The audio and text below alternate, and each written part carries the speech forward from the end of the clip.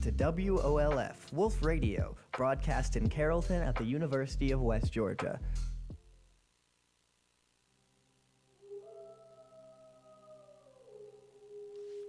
Welcome to Wolves of the Written Word. More college students should read. Reading is cool. Have you ever read a book before? Of course I have. This show used to be a podcast. Dystopian is my favorite genre. That's depressing. Wow, I can't believe that's banned. Wolves of the Written Word. Wolves of the Written Word. Wolves of the Written Word. Wolves of the Written Word. Wolves of the Written Word. Wolves of the Written Word. Wolves of the Written Word. Enjoyed the show.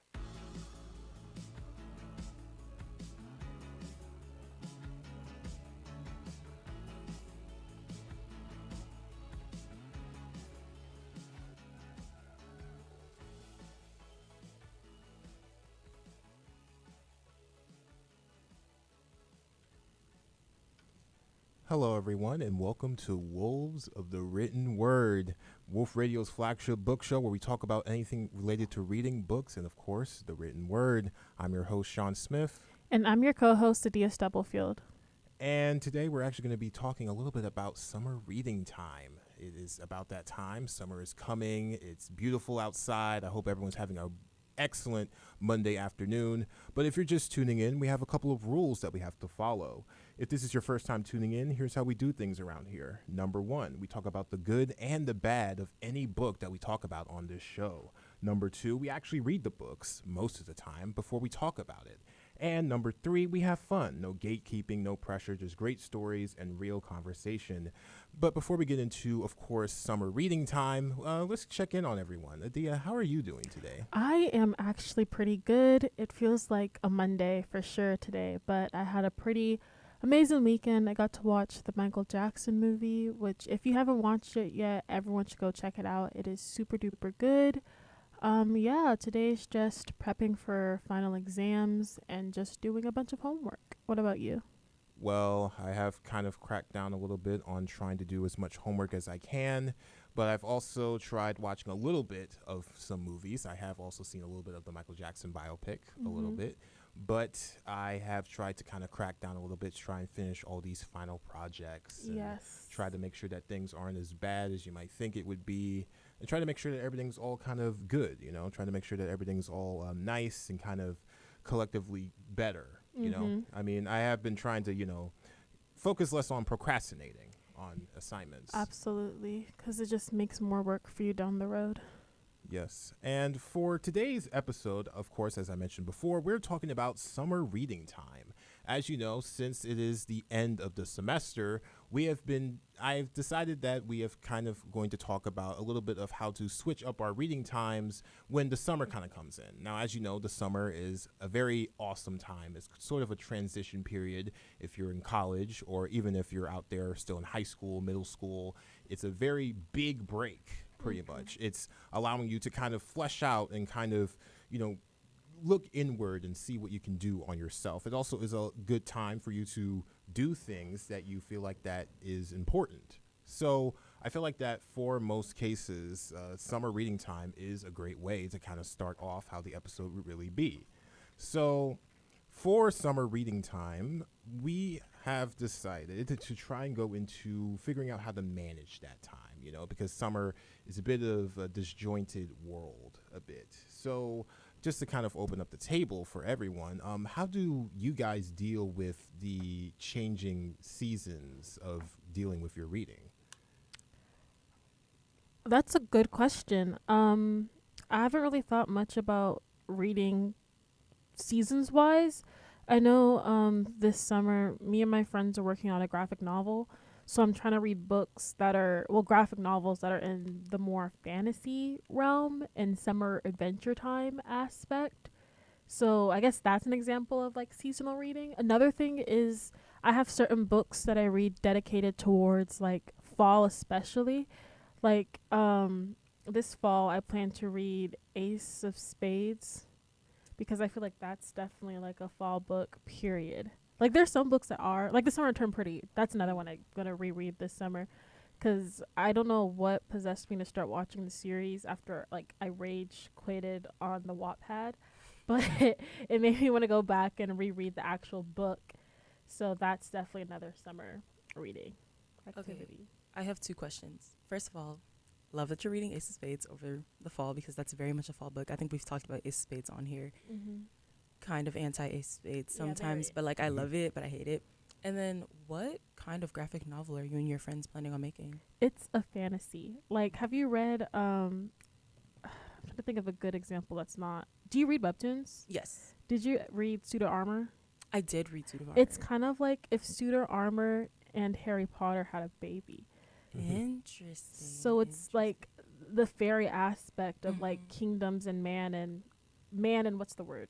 Fantasy not really getting along, Yeah. but the chosen one coming to bring them together. Except the chosen one might not actually be the chosen one.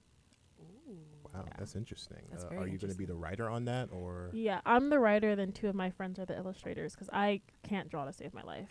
That's so real. Like, it'll be stick figures. Can I get an advance copy when Yes. it comes out? Great. I'm excited. That sounds good.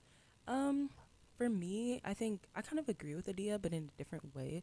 Like, I do think that there's some reading that's like, you have to read this book over the summer or you have to read this book in like the winter time, the fall. But also, I think it kind of depends on where your mindset is at the time. Because like for me personally, sometimes my summer reading is like something that I could read during the fall, but it's because my mindset is maybe like a little bit more calm. I'm a little bit more open to certain things that I'm like, okay, I could read this over the summer. But then sometimes there's certain things that you really cannot read over the summer. Like, I'm not going to read a story about a winter wonderland where it's freezing all the time during the summer. That's crazy. Or I'm not going to read No hockey romances over the summer. no hockey romances over the summer. Or, whoa, why did I just forget the name of that story? But like, that's my point. Like, you're not going to read, or even classics. I feel like you can't read a classic over the summer. I agree. Controversial opinion. I think another thing about the summer is I don't know if it's just the season or because I work more, but my Barnes and Noble's like shopping spikes tremendously over the summer because they always have Mhm. the big sales and stuff like Mhm. that. So I think for me, another thing about summer reading, it's mostly like me, ooh, pretty cover, putting it in the Yeah. bookshelf, 50% off, like getting it in my cart. I So, take frequent Barnes and Noble trips over the summer. It's also partially because like we go to school all the way in Carrollton, so the nearest Barnes and Noble to us is like Noonan, or you're going by Cumberland. And I feel like where I live during the summer, like I live at home, which is in Douglasville. So then it's only like a 20-minute, 30-minute drive. We're going to. I Barnes and went Nobles. literally 15 minutes from my house. Oh yeah. Like I live there over the summer. Mhm. Wow. And for me, summer usually is sort of like a break period before Mhm. the next semester. So often or not, I actually don't have as much time to read. I actually want to try and read more throughout the summer, but I feel like that I kind of read a lot more during the school year. Mhm. Maybe it's because the lectures, what the professors say, is like, I don't know, white noise to me, and I need it to like distract me or something. Or maybe I need like something like that I'm doing so that way I can focus on something else, you know, some kind of labor or whatever. But I can't really read as often in a more lax environment. You know, it just doesn't work out for me. What do you find yourself doing over the summer that takes away time from reading? Yeah. Well, let's see. Well, last summer I did GFA 1000, Mm. and I was also working at my job at Chick-fil-A in Hiram, Georgia. And for this upcoming summer, I'm going to work on the summer film project for the class. So that would also take up most of my time as well, because filming does take a lot of time. But often or not, when I do have days off, often or not is watching TV, or even when I do try to read a little bit, it's usually during the night. But often or not, most of my time is usually out there in the world and not in the world of reading per se. See, I'm kind of the same, but I'm different. For me, I do my most summer reading at night and then by the pool and at the beach because I don't really like beaches. I don't like sand. So when me and my family go to the beach, I literally like to sit on a chair and read. And then same for the pool. I was a lifeguard and I know how like dirty the pools are. So I have this thing where I just sit and read while everyone's having fun. So it's weird. I think I get more reading done over the summer. Like it's a dramatic switch in like my Goodreads stuff. Like it's a spike of how many books I read over the summer compared to the school year. I feel like over the summer, my reading, I don't know, my reading throughout the year kind of stays very like stable, very real, because it's like I need to read a lot more than I do. So it's like over the summer, I feel like I read about the same amount, but also my Kindle usage and my audiobook usage goes way up over the summer, because it's like over the summer you travel a lot more and you're driving people, and like I don't know about you guys, but I'm in my friend group, I'm like one of the designated drivers because I have a car.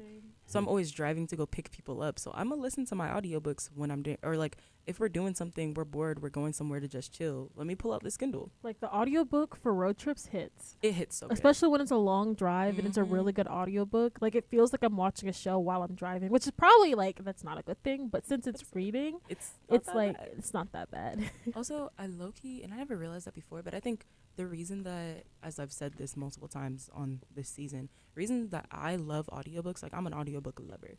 One of the reasons I love audiobooks so much more than like other mediums is because I started listening to audiobooks over the summer, like years ago. I remember I was going on a road trip with my aunt. She's listening to Will Smith's audiobook. That's one of the first experiences that I had, like, reading over the summer, past like required summer reading, was listening to audiobooks because it's so convenient.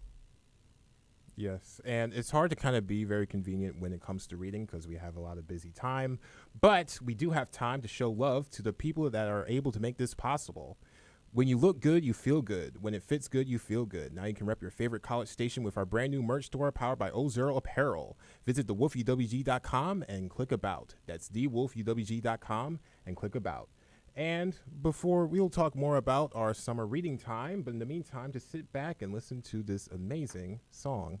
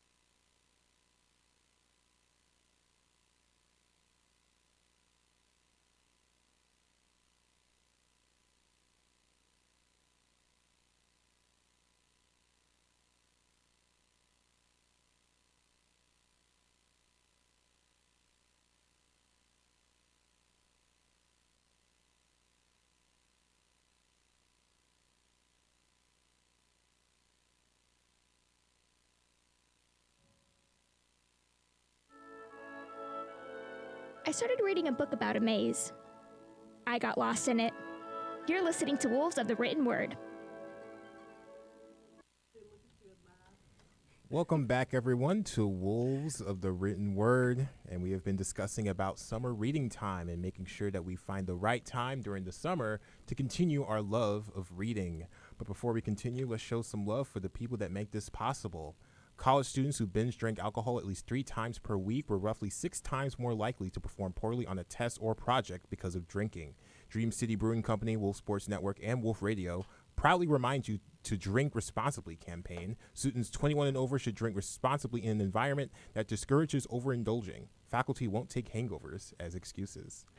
So if you're just tuning in, we have been discussing about summer reading time. And I think that, of course, in our previous segment, we've been talking about our struggles, about trying to find the right moment to kind of read, especially since summer is a pretty big event, of course. I mean, everyone's kind of planning out vacations, cruises, pool parties, and also they're not working also. So I would say that for this question, what do you think really is something that kind of causes us college students to struggle to make time for reading?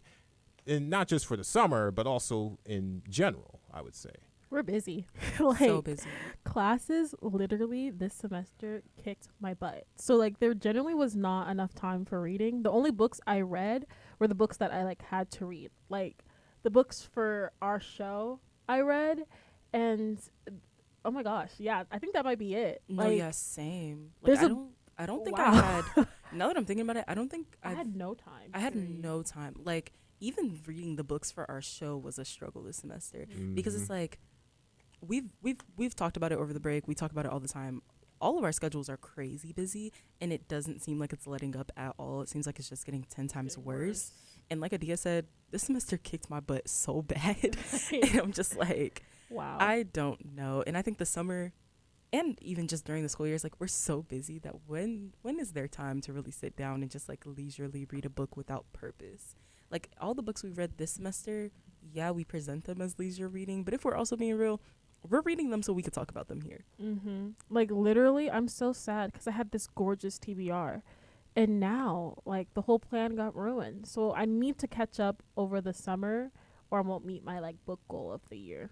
That's real. I had a whole bunch of books that were on my TV because I think from remembering our TBR episode, which I'm pretty sure was our first episode this semester, my TBR was the least organized out of everybody's here, and I don't think I've really touched it a crazy amount. I've hit a couple of the books on there, but it's because we talked about them here. So, because I have one book that I read at night, and I've just been reading that book almost every single day.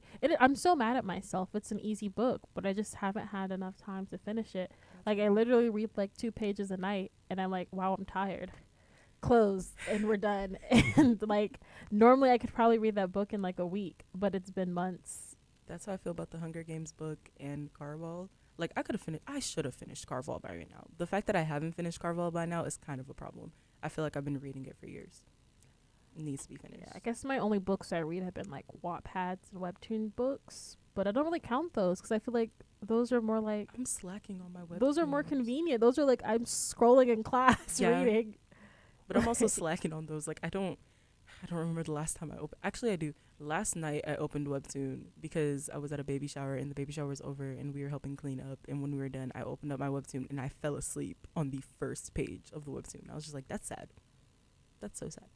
Yes. And for me, I try to be a bit more consistent. I also have a pretty busy schedule as a senior or upcoming senior film student. I have been focusing a lot on filming. I think 2 weekends ago, I've filmed into the late days of 7 a.m. into the morning. We started at 2 p.m. the day before. See, in my brain, I will never understand that. Maybe because, sorry, this is off. This is a tangent real quick. It really takes until you're in fundamentals to understand Maybe, but even on the films I do outside of school, a lot of them have, strict schedules, and they stick by it. The thing is, I'll say, because, fun fact, if you did not know that, all 3 of us are film students, and we're all just, in different levels of being film students. Sean's about to be a senior, I'm about to be a junior, Adia's about to be a sophomore. I'm taking fundamentals right now, and we just finished our reshoots for our narrative film for the end of the semester on Saturday. That shoot day, my group members were shooting from 8 a.m. in the morning, and we wrapped the film at 4:40 a.m. It's Yeah. because there's just so That's much, so and crazy to me. I'm telling you, it really takes until you're in that situation, and it's like Mhm. high pressured, and then also like the skeleton crews be skeleton, like the skeleton crews be we missing bones skeleton. Like your DP is also your sound mixer. I think and that's your why it grapher. takes so long. Oh, 'Cause, like, definitely. it's multiple people playing. Well, one person Doing playing multiple multiple things. things, so Yeah. it makes the time stretch. But I'm like, wow, like, Also, you're learning the stuff for the first time, so Yeah. kind of it's stressful. I kind of try to, at least whenever I'm trying to, do some filming, I want to try and stick to a strict schedule because people's times are valuable. I mean, imagine if, for when I was filming completely last weekend, it's just like, we had this long extended time, but people have jobs and other things and schoolwork and such. I mean, imagine if someone actually really needed to put in this time and they needed to leave. I mean, and I'm talking like, I'm not just talking about crew, I'm also talking about actors and extras and That's also everything. another big thing. You have to work with your actors' time because, like, with your crew is very important. But also something I've learned is that like you will lose crew members because of time, and you just have to find a way to deal. yeah, If you lose your actors, you cannot. you do can't anything. deal with it. And also, like, if your actors don't have the time, you have to work around your actor's schedule. Like, as much as, and I understand what Sean is saying, like, you have to kind of have, like, a strict schedule, but as much of a strict schedule as you want, you have to work with your actor's time. And I also think that's a big thing when it comes to, like, reading and summer reading and just, like, reading throughout the school year in general. It's really hard to find the time to do it when your schedule is so busy. But then also coming from, like, a film student, perspective, if you're trying to work around the time that people have, when are you going to have the time to read? When are you going to have time to read? Well, I try to be a bit more consistent whenever I'm kind of trying to read. I kind of set like a little rule for myself where I kind of read a chapter a day, or at least 30 minutes, a timer at least, for downtime, whenever, maybe before I go to bed, or at least whenever I know that I don't have to do any other schoolwork on the computer. It definitely helps to kind of be a bit more consistent in that way.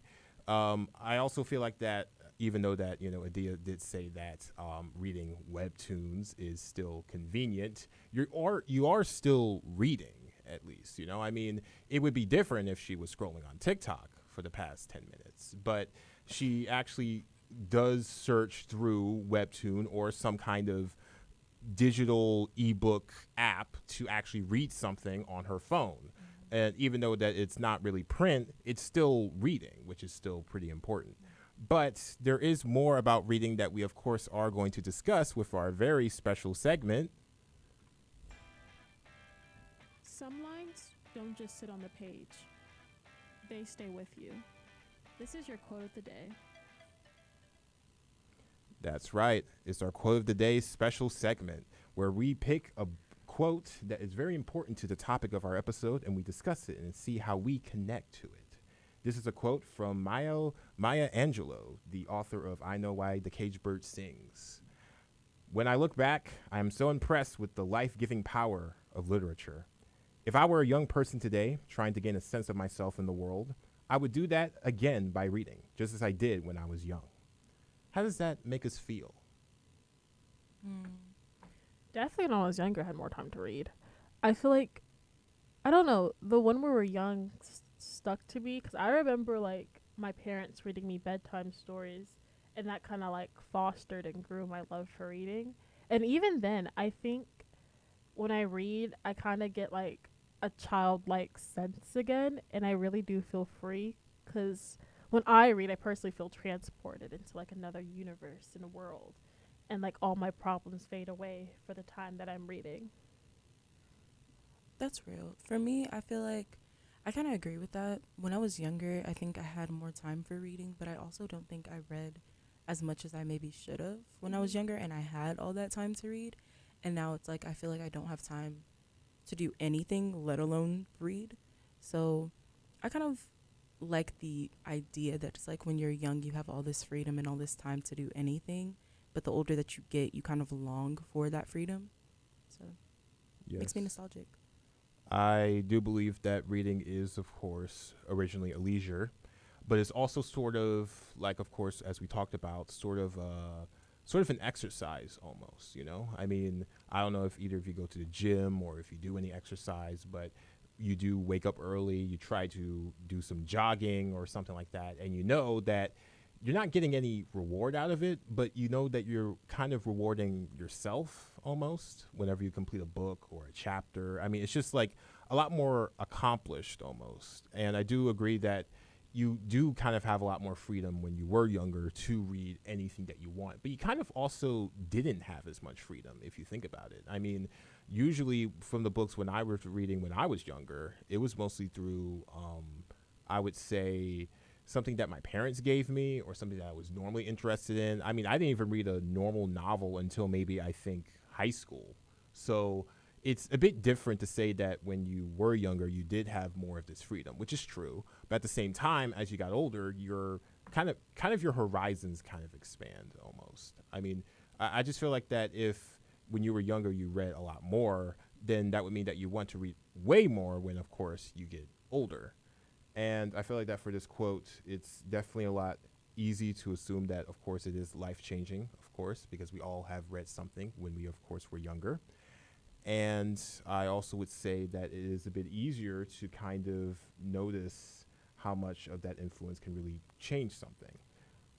I feel like, especially since we're talking about like the child book wonder-ish topic, I feel like more people should write like the little kids books. You know those books that are like the paperback things? 'Cause after doing some research, it's not that hard to publish one. And I feel like kids need more books about things that are more interesting. I don't know. I feel like I've browsed Barnes and Nobles a few times enough to notice that the books that are for the kids now aren't really as interesting as the books we had when we were younger. And I don't know if it's like an age thing now, but even with my nephew, when I take him book shopping, he prefers the books that I read when I was younger compared to his. Because like, there's a book called like Boom Chicka Pow, where it's about like a coconut tree, and like it's such a good book.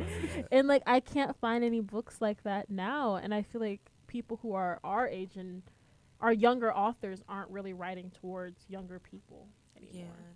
No, I think as authors have been getting like younger and older and their readers have been getting older, people are choosing to kind of go more towards YA, or even in YA, they're choosing to hit like middle high school age to college and older. And we're kind of like forgetting and neglecting the age that's younger than like 15. Like 15 to about 5. Yeah, we're completely... Because we had, like, growing up, Thea Stilton, Geronimo Stilton, the Magic School Bus, American Girl Doll books, the Babysitters Club, all these books. And, like, now, I feel like they don't really have anything as fresh or as new anymore. It kind of makes me kind of sad. It's like they don't have series that they grow up with. And that's why kids aren't reading anymore. Like...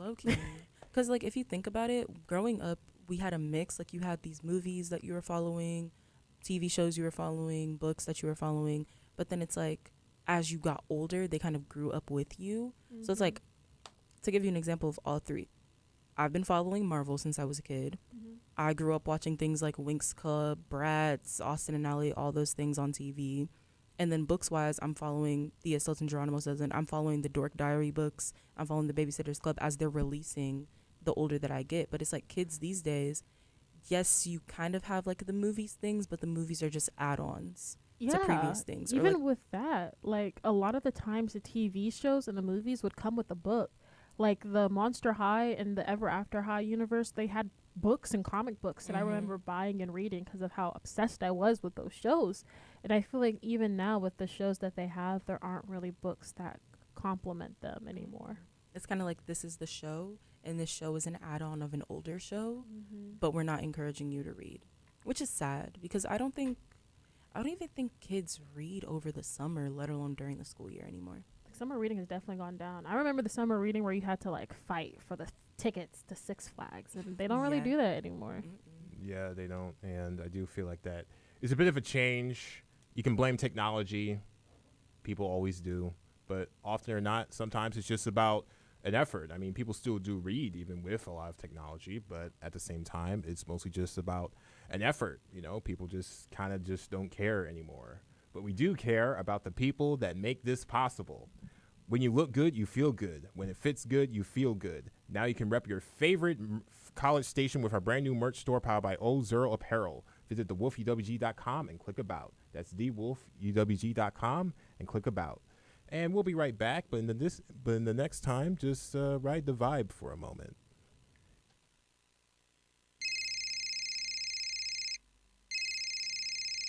We're sorry, but the DJ you are trying to reach is out of the studio right now. If you would like to leave a message, please visit at the Wolf UWG on Instagram.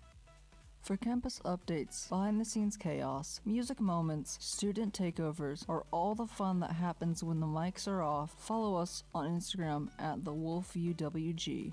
Wolf Radio, for students, by students.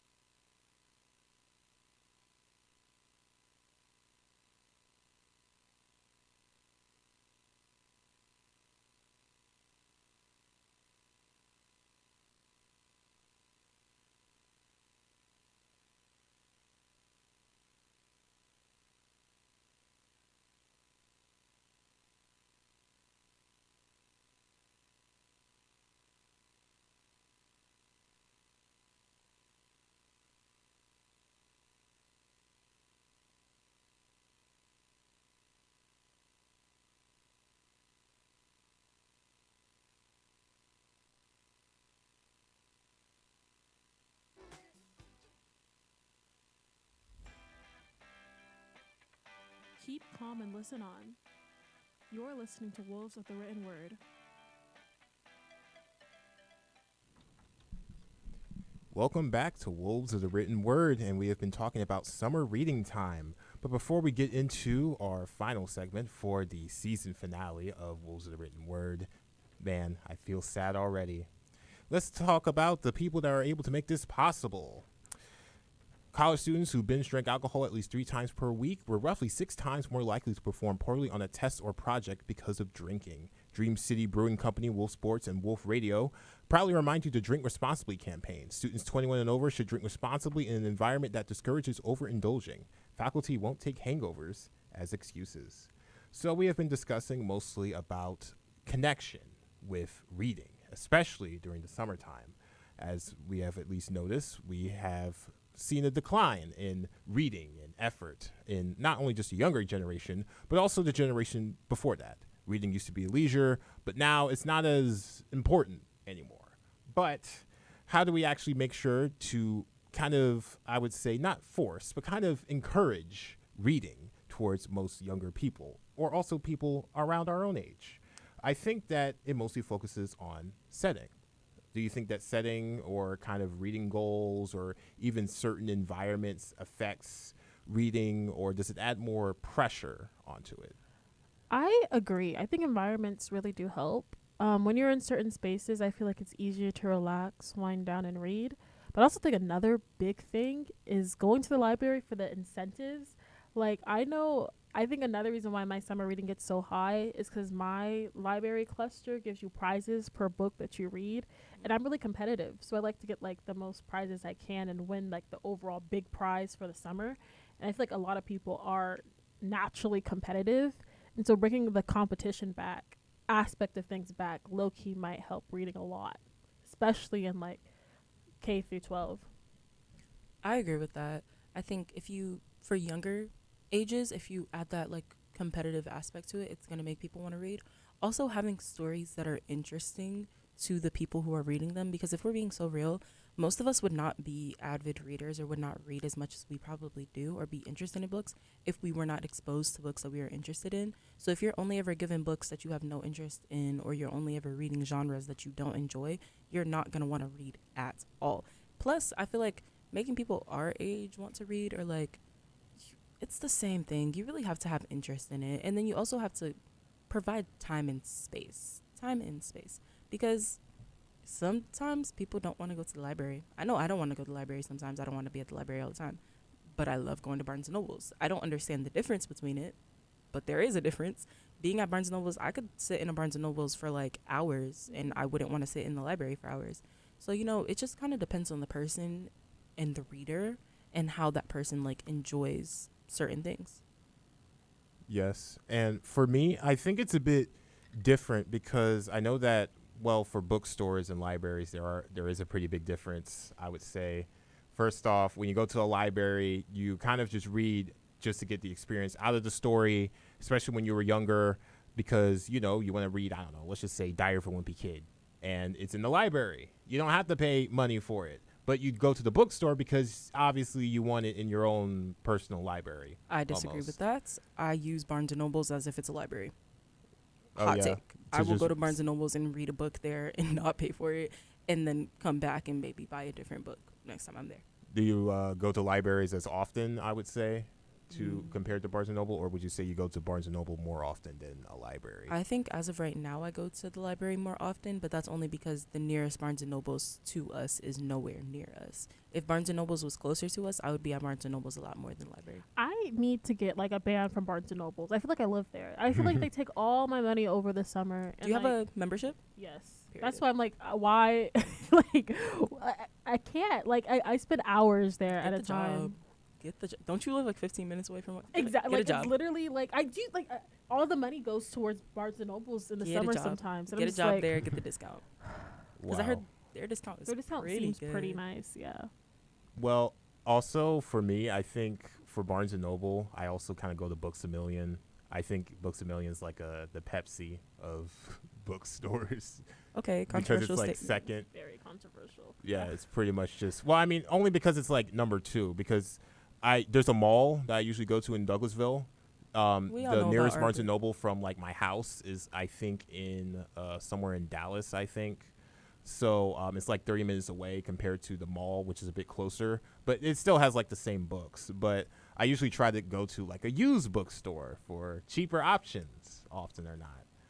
Which is But- fair. Which is pretty fair. Pretty fair. I mean, also, the story itself and the content inside the book usually It's- is what matters. It's Yeah. the So, same. It's You- just I just like the vibes of a Barnes and Noble. Same. yeah. Like, question, when it comes to over the summer, because like I know we've been talking about summer reading and like the different things you should do for summer reading, but when it comes to like reading over the summer, do you find yourself like wanting to be more in like a bookstore or a library reading, or do you find yourself wanting to be like more outside in different places when you read? Definitely outside. Like I like the I don't know how to explain the aspect of Barnes and Nobles that I like. Like don't get me wrong, I love reading in a good Barnes and Nobles, but there's just something about like having a picnic outside or like reading by the pool that feels really fun to me. And most of my friends, you'll not catch them at like a Barnes and Nobles all day. Maybe I have one or two who would do that with me. A lot of them want to be outside over the summer, like in the pools, doing water guns.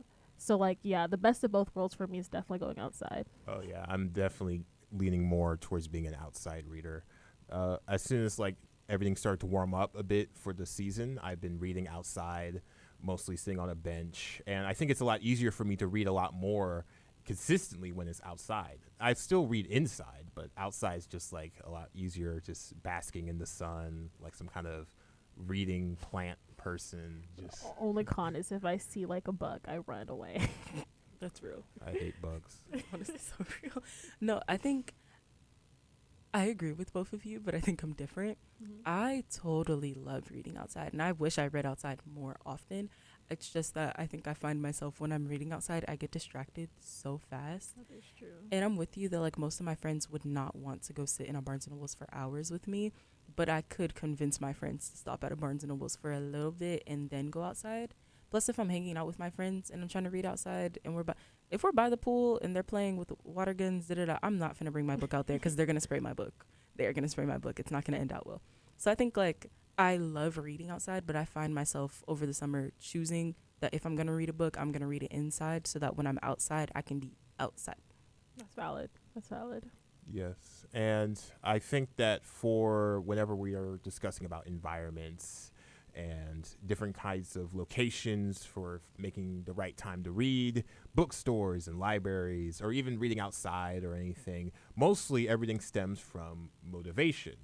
I would say that just to kind of close off for our season finale, of course, for our last and final discussion, what kind of really truly motivates us or any of you guys to read? Now, just to kind of stretch this out a bit, I am not going to hear something like, I like the story, or I want to see and complete different chapters, but more so like a deeper, almost kind of stronger passion of why you would kind of want to kind of read more often. Because believe me, if you kind of focus a lot more on filming or acting or even radio, often or not, we can not read at all. But what causes us to kind of have this strong motivation to read as much as we can? Who would like to start first? So since everybody's looking at me, I guess I'm starting first. So what would you do if I told you I had no motivation to read? What would you say to that?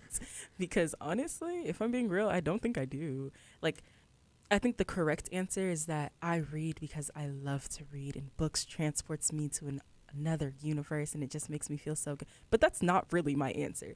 My answer is I have no motivation to read. I read for the same reason that I watch movies and the same reasons that I watch TV shows and listen to music. I read because it is something that's a part of me. It's something that fundamentally I don't really know what kind of person I would be if I didn't do that. And it's honestly just like one of those things that I think I'm hardwired. Whoa, that was English. I'm hardwired to read. Like, I'm hardwired to enjoy a good book, to enjoy a good song, enjoy a good movie, enjoy a good TV show. I agree. I have two answers. One's more materialistic. I really just like buying books and like putting them on my bookshelf. It makes me super duper happy. I don't know why, but like if I like spend a lot of money on books and then put them on a bookshelf, it just makes me super duper happy. Again, I don't know the reason, like, but on a like a deeper level, I kind of agree with what you were saying. It really does feel like something I like have to do. I don't really have a motivation towards it. I just feel like I have to read. And like when I'm not reading, I feel more stressed out. And I feel like reading for me just makes me more well-rounded and more creative. Because like, yeah, TV shows and movies, you actually see the action going on. But when I'm reading it, I kind of like have to envision it in my head. And then I don't know, the Adia movie sometimes is a lot cooler than like the Hollywood movie.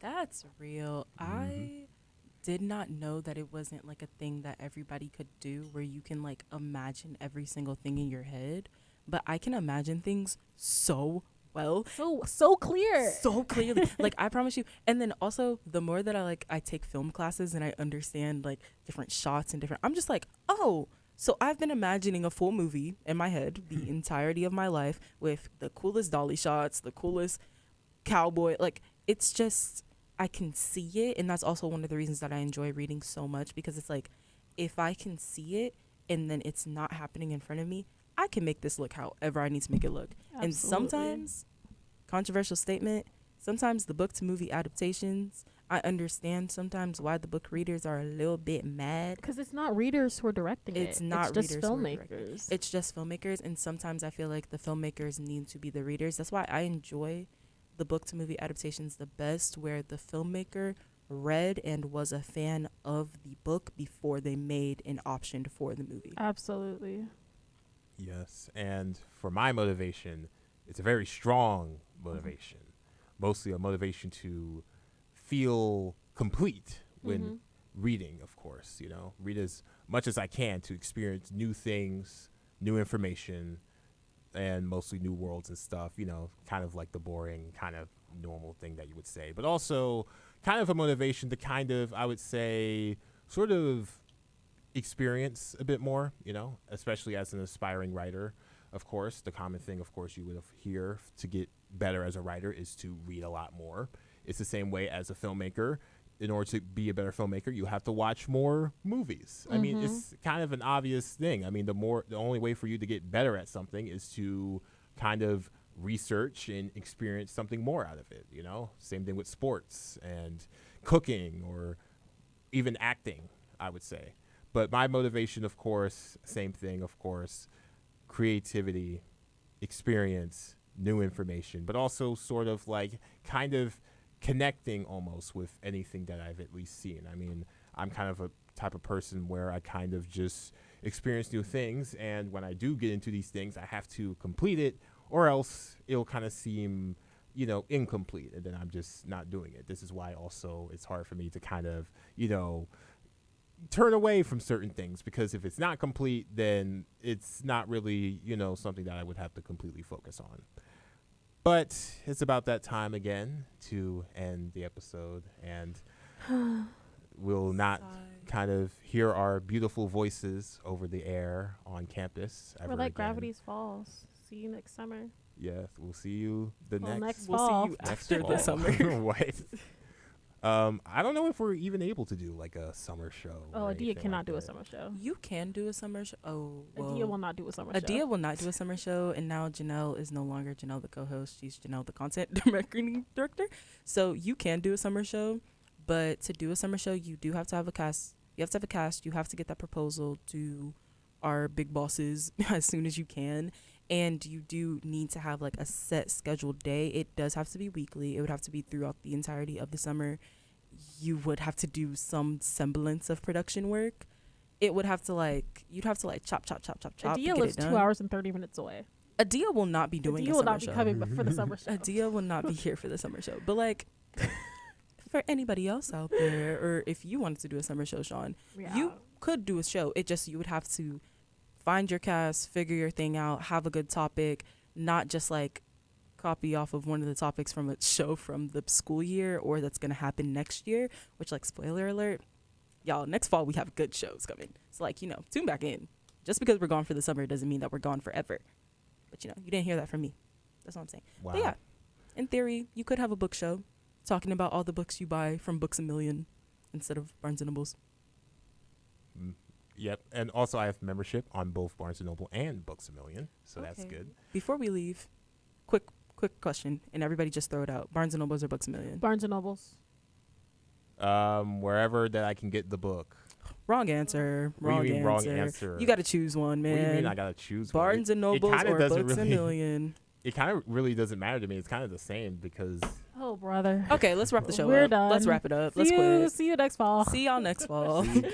see you guys next fall. I hope that you guys find the right time to begin reading during the summer, even if it's only one book that you're going to read for 2 months. At least read. Even if you read, I don't know, fan fiction on your phone, as long as you're experiencing something written. But everyone, of course, have a great summer. Wait, no, don't close out the show yet. Okay, y'all. As we said, we really hope that you guys have a great summer. Hags for real. Read as many books as you can. In the meanwhile, Sean, close it off. Close it off Yes, now. but in the meantime, I'm your host, Sean Smith. I'm your co-host, Janelle Michelle. And I'm your co-host, Adias Doublefield. And this has been Wolves of the Written Word.